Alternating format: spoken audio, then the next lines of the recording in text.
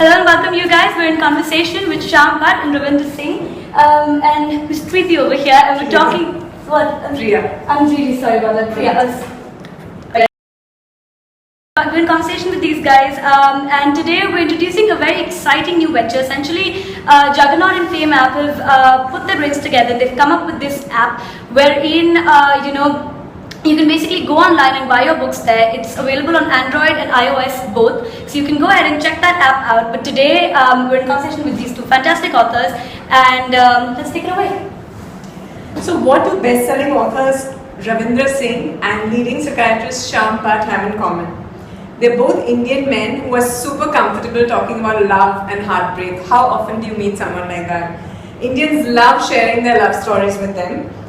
Shyam's dedication is in his book, which is just out on the Juggernaut app. It's called How to Heal Your Broken Heart. Is brilliant. He says, to the women who broke my heart, you taught me what books can't teach about love and loss. He often talks about the time he chased a girl halfway around the world, only to find out she was dating someone else. And he's a firm believer in using the pain of heartbreak to get insight about yourself and to grow stronger and find better love the next time around. Ravinder's story of heartbreak has been immortalized in his first book, I Too Had a Love Story, which has sold about 1 million copies so far. He lost his first love in a car accident at 25. He didn't know how to deal with it. He was never a reader.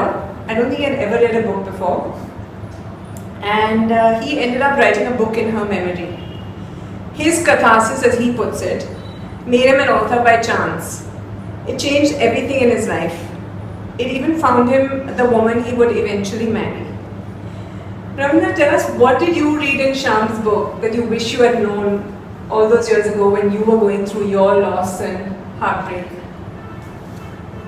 Well, I read something interesting. It's not that I wish I would have known that long back. It doesn't change anything in my life today, but it's a great understanding.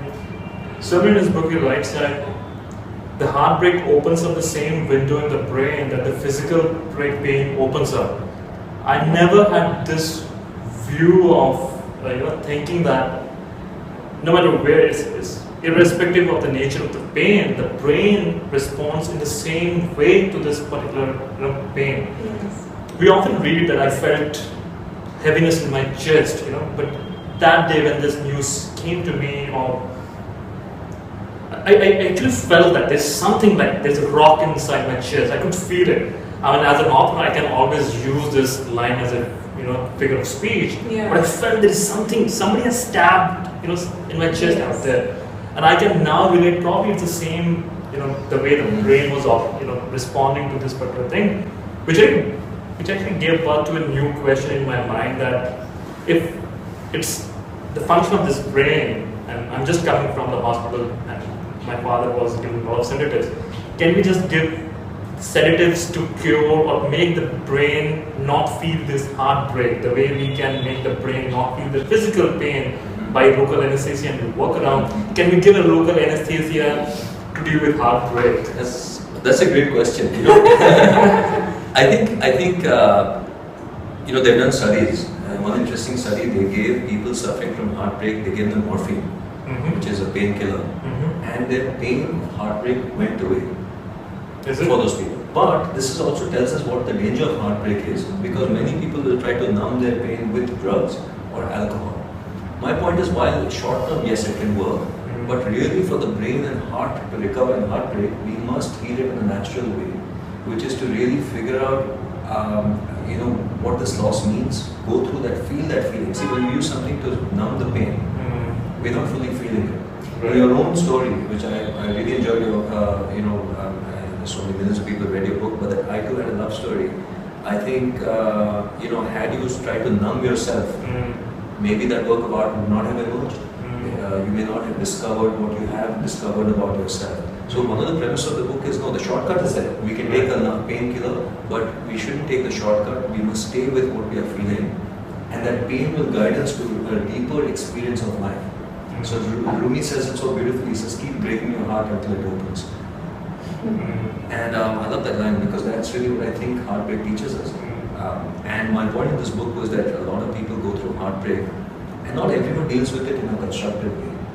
And maybe for many people, they're not dealt with it in a constructive way and they're still suffering. Maybe their hearts are a little closed. Maybe they have a new partner even, but their heart is not as open the way it was the first time.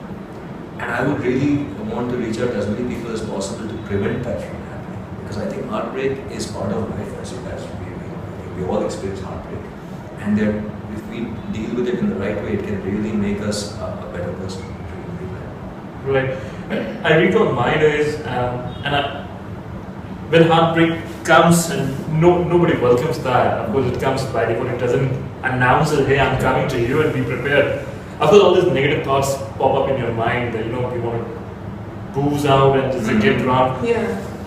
But what stopped me from doing that was the realization that I know it's only going to be temporary. Right. The moment the influence of the alcohol just goes down, I'll be back to my own self. And I think that in my case said, this is always temporary. I want something eternal, something bigger than that, something long lasting to make me come out of it. And which is what Shyam talks about in his book, the whole concept of self and going back to, Right.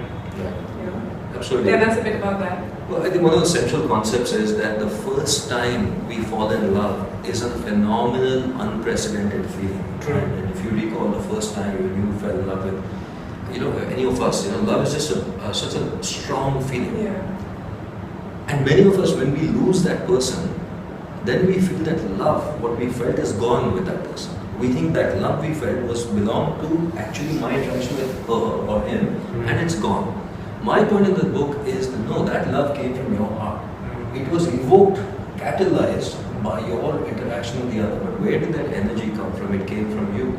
And instead of trying to find another way to get it, another person who will evoke it, what if we were able to stop and say, let us connect with this feeling. Let me stop and see if this feeling is part of me. And all our spiritual traditions across the world talk about this. It's not a new concept.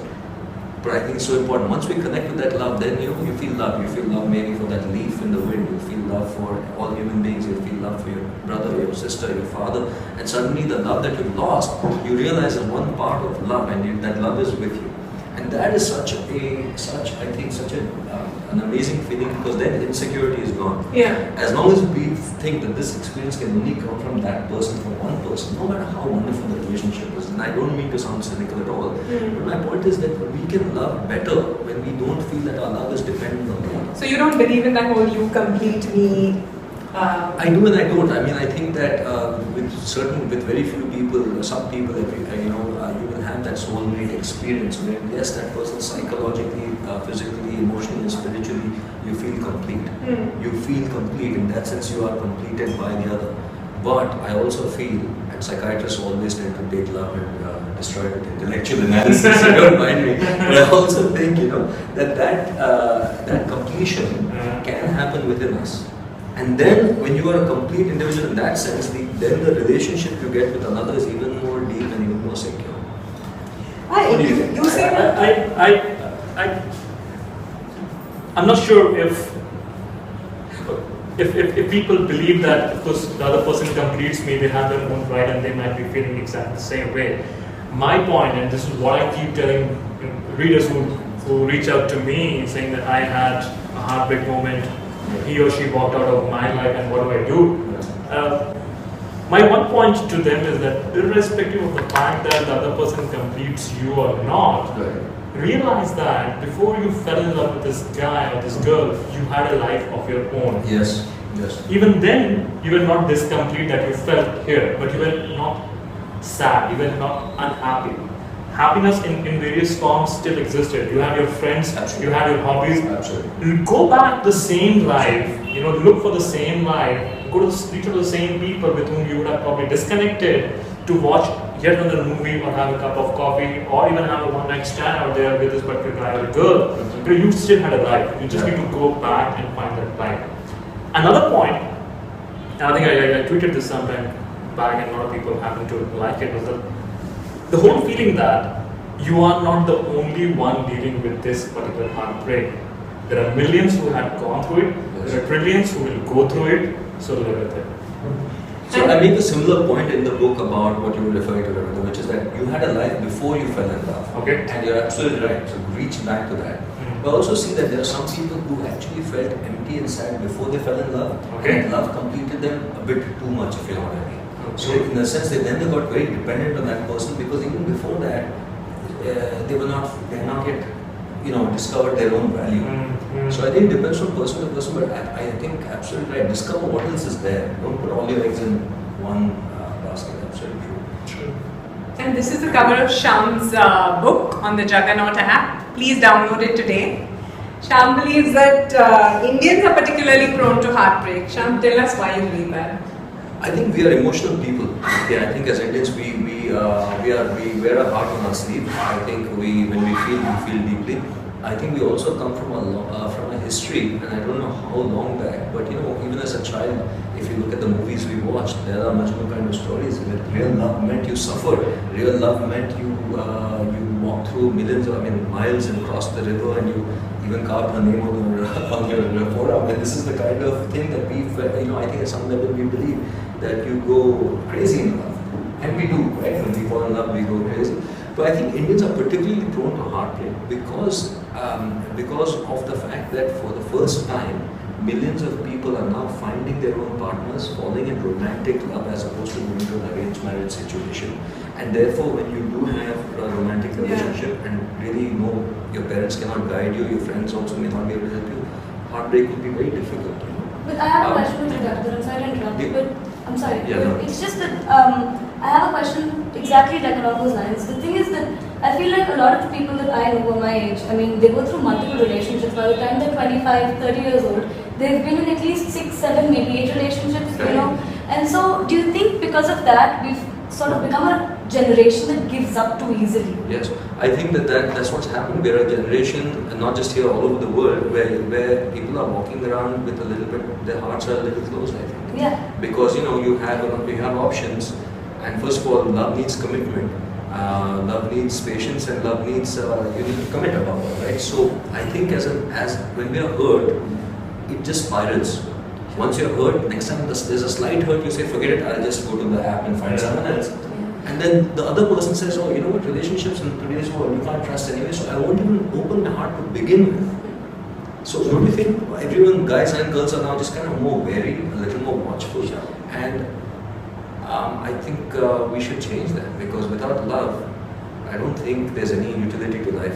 But then how do we change that? Because we've been sort of like, while we were growing up, like let's say in the 90s and stuff like that, we were told that, oh, you shouldn't have sex with strangers unless, your parents arrange it for you. Alright, you had these ridiculous notions about love and sex and marriage, and then now you're in a position where you can make whatever decisions you want to make. Technology has made it so that, you have more mobility in whatever kind of romantic relationship you choose to have. And so, do you think that maybe, let's say, 2 or 3 decades down the line, we'll either be a generation that is either very, very happy with whatever we've got, because we've like kind of had a hidden trial method at love, and so we're the first generation that has had that, and so maybe we're really, really happy because we've tried all the bad things and we've seen all the good things, and so we've come up with, like, let's say, the perfect relationship. Or we could possibly end up being the most miserable generation, because we'd probably turn around and be like, hey, but what about that second guy that I dated when I was in 4th year? Like, maybe he was the perfect guy. So studies all over the world have shown that the more choice you give human beings, the more we suffer. Whether it's choice, it's true. Whether you have choice in phones or TVs or cars or people. Freedom is online. And yeah, exactly. And the point is, a person of familiarity, as they say, breeds contempt. So I think, to answer your question, right, I think that we will go through a cycle. We go to, as was it Spider-Man's father who says, with great freedom comes great responsibility. I think we have to exercise great power. A great power comes, and also freedom actually. With freedom comes responsibility. We have the freedom to make choices.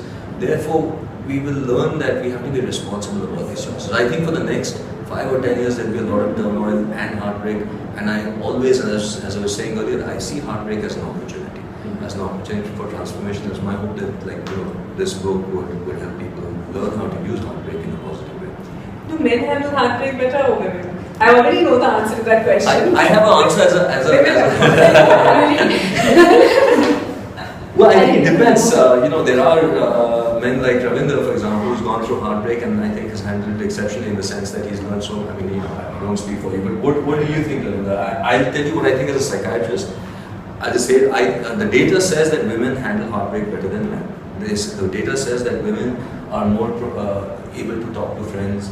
They're not just invested in one person, whereas a man is all his intimacy, often emotional intimacy, is with the woman. He's not as emotionally intimate with his buddies. So when the relationship goes, and there are studies saying after divorce men die faster. After a divorce, women live longer. Okay, it's in the West. I don't know if it's true in India, but in India, I would say this, that men don't handle it well compared to women. What do you think? I'm not sure if I've ever done a bit of research or I have data to share out here. Even if I do, it's going to be skewed because the majority of readership or the demographic that I analyze on Facebook, even 70% of women who are reading, so of course my data would be skewed towards a particular thing.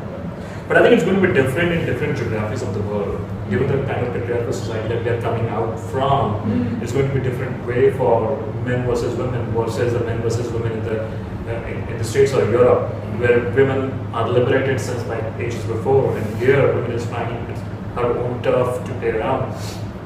And I think, going back to the previous question as well, with more and more women being independent, so two people, so there was a time, a decade or two back, majority of women were at the mercy of the breadwinner, because you are the breadwinner, I have to abide by certain rules and regulations. But when women become independent, and I'm not saying that in a negative sense out there, they are both going to make their own choices and bring forth on table their own respective demands, often which leads to clash, often which leads to breakup. And we live in a generation where technology has made everything so much possible. I mean, when I was a kid, I still remember a friend of mine leveraging the connection of 4 different friends just to drop a love letter to the window of that girl. Today you have got phone and middle of the night, you can do whatever. A virtual sex is also possible, and I recall, so technology has made it with so much around you, you're bound to find that comfort. People want things quick. We are this quick generation. We are this 140 characters generation. We want it crisp, sharp, and then move on. So do you think as a result of that, do you think slut shaming and kind of telling women that what they're doing isn't right is on the rise, especially in young urban men who should know better, is on the rise, simply because they find it very uncomfortable that women have sort of started to take charge, that it's okay of their own sexuality. Exactly. Yeah. So do you think that is the reason why? Because I feel like every day when I go on Facebook or every day when I go on Instagram or social media, and I have a couple of my own friends as well who have had really bad sort of revenge porn experiences or slut shaming experiences, and they're so bad that it's come to a point where these women, they turn around and actually question whether or not they should be allowed to be sexual. So do you think women from the current tech savvy generation have started to put a lid on their sexuality now a little bit simply because they're so scared of being slut shamed for it? I'm not sure what it has to do with the tech savvy. If let's take the Because tech it's out. very easy, just like slut shame a woman on the internet, right? You tell the entire world that, this woman did this with me, and suddenly everybody's looking at her all different. Even though. So it was, and it's still being practiced even in the hamlets and the villages and the towns where people are not that tech savvy. Get into a public transport bus or Haryana roadways or Punjab roadways, people who probably are from villages and are still not on Facebook and Twitter, they would take the first opportunity. It could be the. I'm not talking about eve teasing. I'm talking about. I'm not talking about eve teasing at all. I'm talking about, say for example, in a government office, there is a woman, bureaucrat, and then there's a bunch of chaprasis out there. Yeah. Somewhere, a command from that educated woman is going to hurt their male ego. Yeah. It's not eve teasing, but then what they talk in the circle is that you're going to talk bullshit about that, but the woman talk about how scantily she is dressed. So that it has nothing to do with the technology. It's the male ego that people get. Shyam, what's your take? Well, I think it's a complex issue, and I want to be very careful when I talk about this because I know how loaded this topic is. I'll say one thing: there can be no peace in society unless men and women start. As long as men and women are wary of each other, don't trust each other, and generalize either way, we're going to have a problem. In other words, you can't have a situation where women are happy, men are unhappy, or the other way around. We're all human beings. So what is the gender issue? I think all over the world, throughout history, man, as in the male the male, has attempted to dominate and control and repress a woman's free expression of sexuality, except for isolated cultures. The reason being that sexuality is a very powerful, potent force. Some would argue it's the most powerful force in this entire world, and there would be no activity in this entire universe without sexual energy between the male and the female. And the male is very aware that this is such a potent force that he's been so scared, I think. Males have been so scared of an emancipated woman, because of an emancipated woman who finally says, I will decide who I have sex with, and it may not be you, is the most frightening thing for a male. So I think I wanted to understand there's a biological thing. Now what happens, Carl Jung, the psychiatrist, said that we all have a male and a female side. Okay, and for true health, all of us have to have a balance of our male and female energies. And as a couple, there has to be a balance between the male and female energy between you. We are not the same, but we are equal. Right? Men and women are equal, but they're not the same. There has to be some polarity there for energy and for attention and for attraction.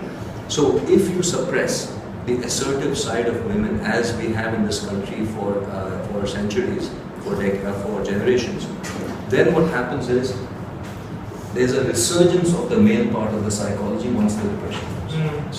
So one way of looking at it is that women have been repressed for generations, and now they have to explore that part of that, the assertive, free part, and then after 5 or however long it takes, there'll be parity. Men, on the other hand, have to get more in touch with the so-called feminine side, empathic, intuitive, nurturing side, and hopefully we will have to recalibrate the energies, and the couple still has to be balanced in my view in terms of male-female energy. Right. So I think it's part of the process, and I see this just taking a few more years before it settles down. And I hope this kind of popular culture, books will help shape this conversation about gender. In not many shape and are getting to know the feminine side of it. Yeah. Starting to little things, unisexual, salons, Yes. to clothes, they all are putting certain influence in your mindset. That, hey, is it just meant for men? That belt, that sleeve thing, am I the only one? And then we happen to see the movies like Swing and Carve and the rules switch out there. Little things are being in the video, men can cry, so for boys to cry, getting to know the feminine side of it. So there's gradually more acceptance coming out there. And I think it will liberate not just the person who imprisons is as much in the prison as the person who's in the jail. So now that men can finally let go, we'll be liberated too, I think. It's freedom to cry, freedom to all of these things. So in Shyam's book, How to Heal Your Broken Heart, it's available on the Juggernaut app. He also talks about the importance of forgiveness. Yeah. Can you tell us a bit about that, Shyam? How important is forgiveness to getting over your heartbreak? I think it's central in many cases where anger is a part of the equation. If you're going through heartbreak and you feel the other person has wronged you, they've hurt you, and you're not able to let go of anger, then forgiveness is absolutely vital. I make the point that anger hurts the person who's feeling angry, and forgiveness is a big release. It cuts the shackles that bound you to that relationship, and it's the final and most important step to forgive two people, the other and yourself. How do you go about forgiving someone that you're so angry with? Like when you have that much built up anger, because the things that lead up to a breakup, they don't just happen overnight unless it's a very unfortunate situation, like let's say, partner cheats on you or whatever. But, generally it's like a build-up, right? There are a couple of things that happen, then something else, and the issue snowballs, and finally you break up. So you have so much anger and resentment when you finally break up because you had so many hopes and dreams. How do you forgive? It's a process. The first step to forgiveness is to understand what your choices are. Your choice number 1 is to hold on to anger and pain. Number 2, to forgive. There's no in between. Is there an in between? No, there isn't. So first you ask yourself, what do I want? Right? And you stop. You just stop. I always tell people, you're going through something, just don't fight it. Stop. Observe now. First, appreciate what you're feeling in its entirety. How much anger, how much pain, how much resentment. Let it come. Don't fight it. Once you do that, right, you start really seeing what you're feeling, and then realize that this is about you. It is not about the other person. By getting angry with the other person, you're not hurting that person at all. We are hurting you. And Buddha said it so eloquently. He said, holding on to anger with a view to hurting someone else is like holding on to hot coal with the idea of throwing it at someone. It's going to burn my hand. So once you appreciate what you're doing to yourself and realize that forgiveness is an act of strength, not weakness. I think a lot of people who forgive, they think it's weak to forgive, Yeah, why should I let him off the hook? So you're saying, why should I let him off the hook? I'm not going to forgive you easily. Well, by forgiving him, you're not excusing him. You're not saying it was okay what you did to me. You're saying I take charge of my life by forgiving you as a human being because I know, that you were an imperfect person. Why am I putting you on a pedestal and saying you had the capacity to hurt me and you still have the capacity to hurt me?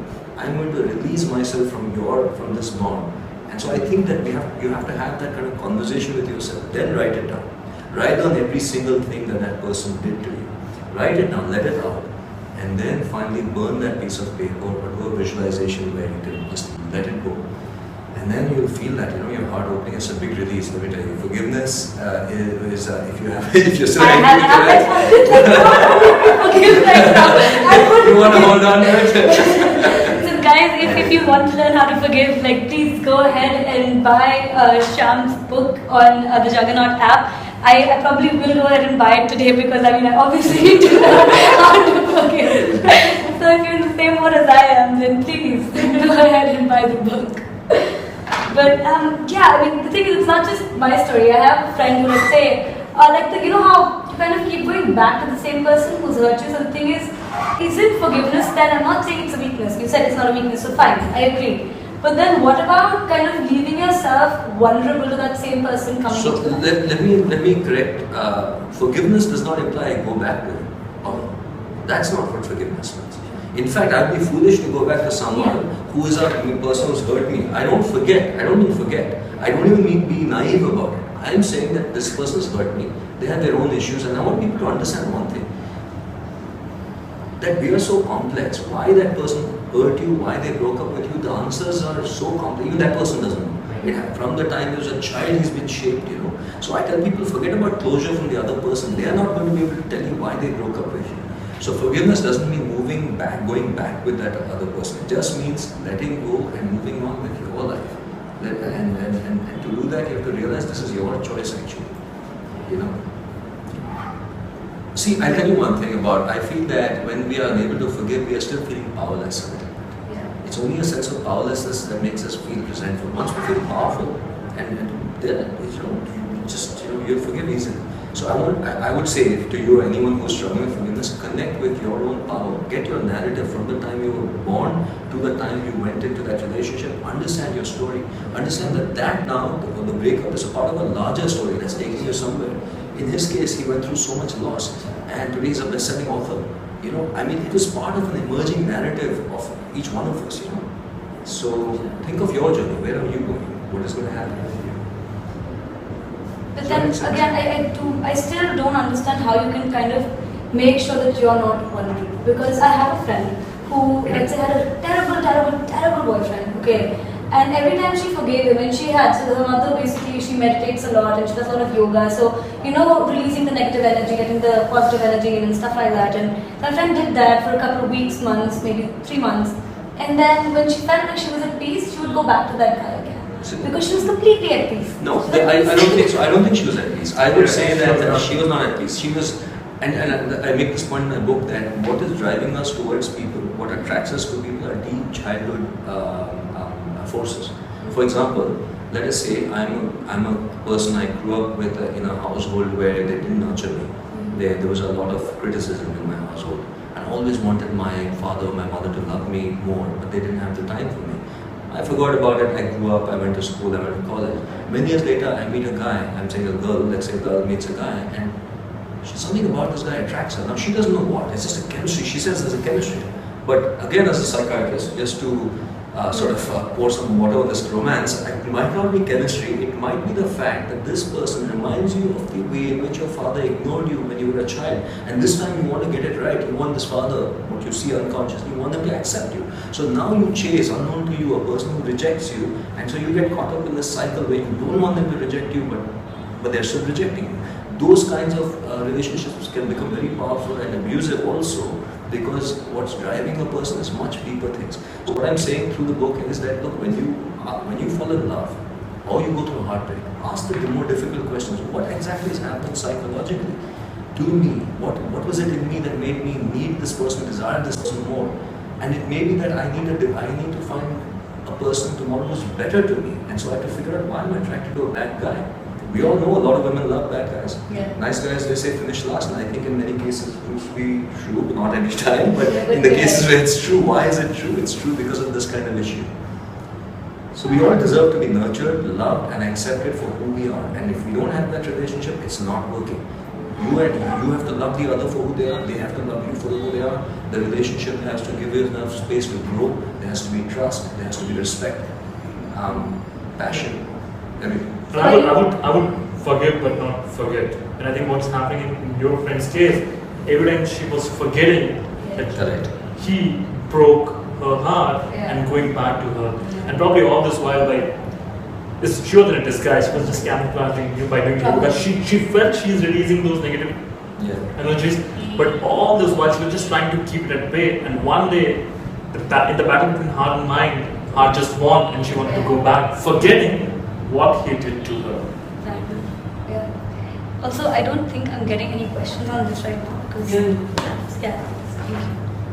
Okay. So, Singh Reality asks, one thing I realize is when you love your spouse too much, you ignore your parents and brothers and sisters. So, how can you remedy that? And is that common? I'd ask, is that love or dependence? I'd first clarify to the questioner, are you sure there's no, are you overly dependent on this relationship with this person? A healthy relationship should allow us, and we should not cut off from other people. And a lot of times people will cut off from family and friends when they are in a relationship that's not healthy. So I would say that if this is happening, this person really needs to ask themselves, am I too dependent emotionally on my spouse?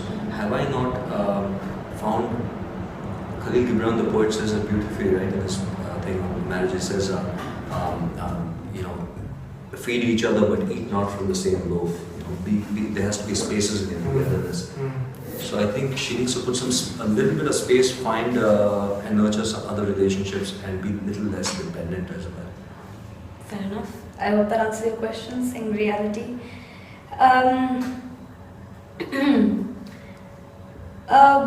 Okay, sorry.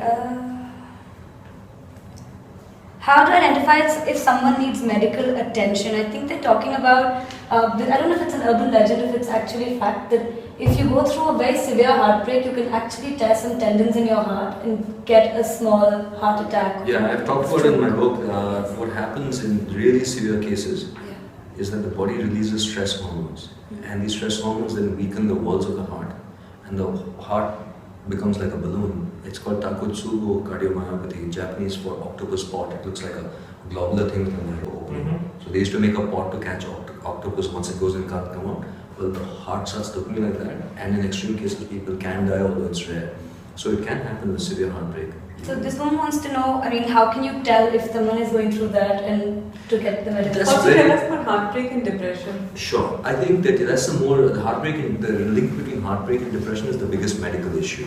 What I just talked about the physical heart, that's so rare, almost like very few cases will happen. And if a person experiences that, it feels like a heart attack. There's chest pain, shortness of breath. You can't, you'll have to go to the hospital. But the bigger link is depression. In this country, 140,000 people commit suicide every year. Okay, so that means 400 people today will take their lives. Out of that, at least 20 to 30% will kill themselves because of a failed relationship, because of heartbreak. And for many more who don't commit suicide, they go through depressions, alcoholism, and all kinds of problems because of heartbreak. Heartbreak can also affect your immune system. It can cause infections because your immunity is not so good. It causes stress hormones. It affects the body profoundly. So if you're finding that after heartbreak you're feeling more depressed, you can't, you don't even want to get out of bed, not just for a few days or weeks, but we're talking about months together, or you have any suicidal thoughts, these are all the indicators you need to seek medical help. Don't wait. Okay. And so, Super Shruti has a question. It seems, she wants to know if, what if you don't find your soulmate and they end up marrying somebody else and you find them too late? What are you supposed to do with that? You find the soulmate after you get married? No, after they get married, so you're still single. After the soulmate, Yeah, so you find your soulmate, only they happen to be married. Only they happen to be married. Yeah. Well, I think it depends on each case. Who are we to know what the right thing to do is? I think that's my point. I don't tell people what to do as a psychiatrist. That's not what I do. My job as a psychiatrist and through this book also is remove blocks so that you decide what you have to do. I'm nobody to tell you what to do. I don't have a moral position on this. If you feel it's right, if that other person feels right, you've thought through as adults, you're willing to take the consequences, you should know the consequences are, because these things can have consequences. Good luck, but I know one hopes. But while saying this, I don't believe in the concept of one soulmate. You don't believe in that myth? That's a Greek myth, Plato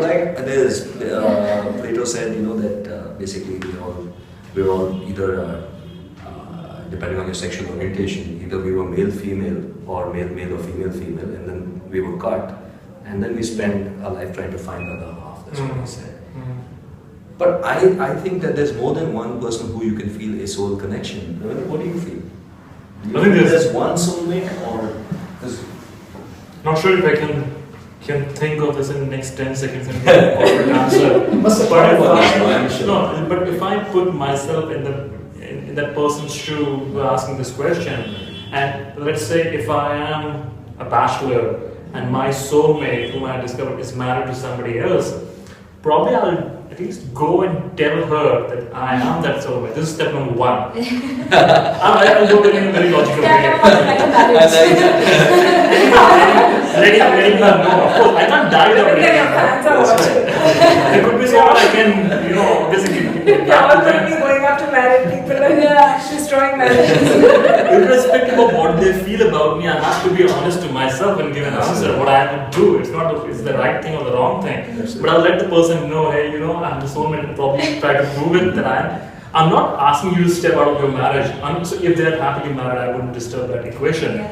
If they are in a marriage which is at least my soulmate is not happy, I would rather try to persuade her and then get this soulmate connected out there. That's what I would do. Ladies beware. But no, that's I think that makes sense. It's practical, logical, it makes sense. I agree. So we have a very important question here, one that I've been dying to ask. So Akash25 wants to know that whether you can just be single. Why do you need to be in a relationship? So about asexuality. So is it possible to be asexual and happy at the same time and just carry on? Yeah, I think it's unusual, but it is again, it's up to the individual. I don't think there's any, if you are happy, if you are fulfilled, if you feel this is fine, and in other measures you're healthy and happy, meaning there's nothing unhealthy about your life, then by all means, there are monks who are celibate, there are people who are not interested in sex. Sometimes a decreased libido can be a medical condition.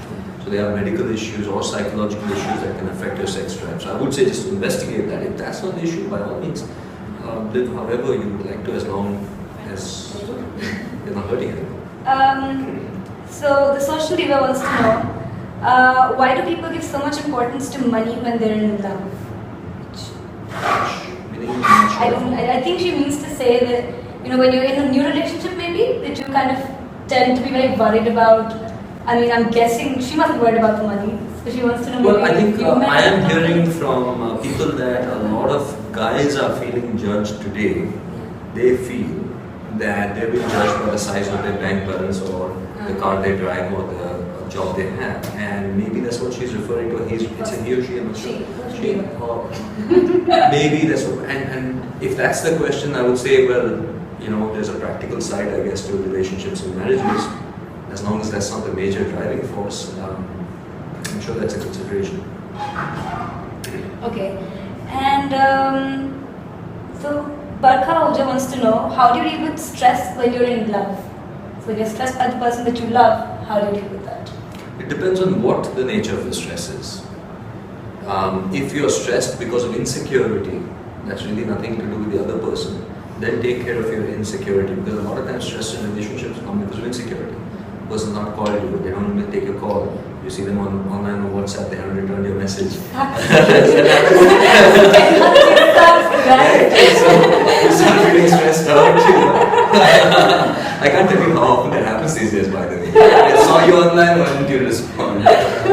So I think we've just increased the amount of ways in which we can be rejected. It's just being rejected. No, but on a serious note, I think that if that's the stress, take care of your security. If the stress is coming from the other person, talk to them. Either way, conversation and communication is very important. If it's an abusive relationship, get out of it. If that's what the stress is.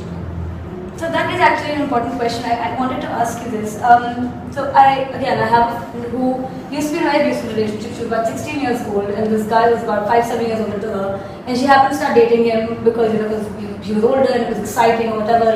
And so it was a very bad relationship that ended with the guy in jail, thankfully. And so finally, right now, she's been single for I think about 6 years now, 7 years. And she's someone who is a sexual girl. She is someone who likes other men. She's attracted to them and everything like that. But she's just very, very scared to be in a relationship now. And she's a lawyer. She's strong. She's independent. She's intelligent and she's witty. And she finds she meets these men. She finds attractive and she wants to be in a relationship with them, but she just can't. She can't. And she finds that let's say if she goes to like a party or whatever, and she ends up kissing somebody new. Okay, so she comes back home and she kind of correlates that to when she was abused. And she puts that guy also in the same category, which I think is very messed up because she's now started to look at every single man as somehow that guy. So if a guy has the same kind of beard he did, she's like, he's just like him. The same kind of car he used to drive, same thing. So do you think that she should sort of seek some sort of medical attention? Yeah, this is the sort of thing that she should go and talk to a psychologist, a counselor, start working through it. She might be suffering from what we call post-traumatic stress disorder, trauma from the past. Those images don't leave her mind. So she has to talk about it, and then there are other techniques that can help her get past this. So I would really recommend that she talks to someone to get over the trauma. And also, speaking about that, is there any kind of center or kind of place that a young girl who doesn't have, let's say, access to a lot of money, like let's say if she's 14, 15, 16 years old and happens to be in an abusive relationship, where can a young girl or a young guy turn to at that time? I mean, if not their parents. Like if their parents aren't the kinds who will sort of understand and appreciate the fact that they're in an abusive relationship, they probably just turn around and say, you got yourself into trouble, now get yourself out of it. Or no more self-quarantine, like some nonsense idea of a punishment which isn't helping the kids. So is there any place in India right now? A couple of things. One is I would recommend that people talk to their parents as much as possible. Many times we are scared to talk to our parents and we are surprised by how much empathy they might actually receive the thing with. So I think don't not talk to your parents. I think talk to your parents. Now, if you don't get the support and they don't understand, many schools nowadays have counselors. You can talk to a school counselor. There are counseling centers in big cities. Talk to a counselor and seek their support and guidance. Obviously, if it's an abusive relationship, you need to get out of it ASAP, and especially what you talked about with an older person. Yeah. I think that's abuse on many levels. So. How to Heal Your Broken Heart, guys, on the Juggernaut app. Available on iOS and Android. Congratulations for your book and all the very best. Thank you very much. Enjoy the rest of it. Right. Thank you, Priya. Thank you. And thank you guys for watching.